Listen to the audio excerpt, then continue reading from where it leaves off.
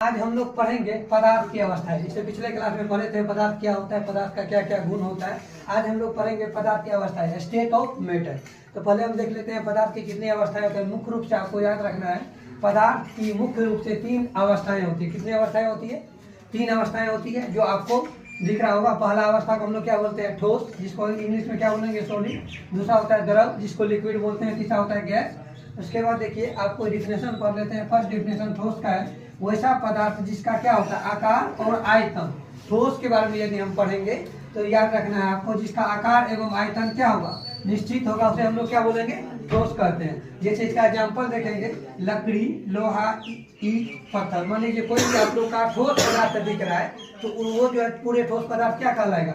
ठोस में आएगा। जिसका जो मान लेते हैं कोई भी दबाव से वो का आकार चेंज न हो, उसको हम क्या बोलते हैं? ठोस बोलते हैं। मान लीजिए किसी भी चीज को आप दबाइएगा तो ये उसका आकार चेंज नहीं होता है। तो उसके बाद देखिए द्रव। द्रव हो जाता है वैसा पदार्थ जिसका आयतन, आयतन मतलब होता है कोई भी जगह छेकने की क्षमता को क्या बोलते हैं? हम लोग आयतन बोलते हैं। मान लेते हैं जो भी आपका पदार्थ का जो आयतन होगा वो क्या होगा? निश्चित होगा।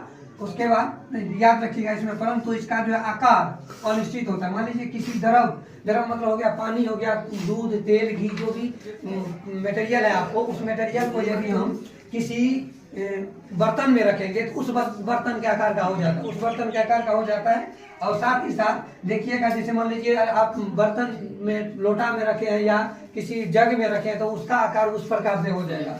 इसी को हम लोग एग्जाम्पल में देखेंगे तो ये हो जाता है पानी, तेल, घी इत्यादि हो जाता है। उसके बाद देखो गैस है एक वैसा पदार्थ जिसका आकार एवं आयतन क्या होता है? दोनों अनिश्चित होता है। क्या होता है? दोनों अनिश्चित होता है। उसको क्या बोलेंगे हम लोग? गैस बोलते हैं। क्या बोलते हैं? गैस बोलते हैं। जैसे हो गया आपको H2 hydrogen gas, O2 oxygen gas, एक होता है CO2 ETC। ये जो आपको गैस की आकार और आयतन दोनों क्या होता है? अनिश्चित होता है, याद रखिएगा। और ठोस का जो है निश्चित होता है। इसमें आयतन जो है निश्चित होता है और आकार जो है अनिश्चित होता है। इस प्रकार से हम तीनों अवस्था का डिफिनेशन पढ़े। Thank you so much for this watching.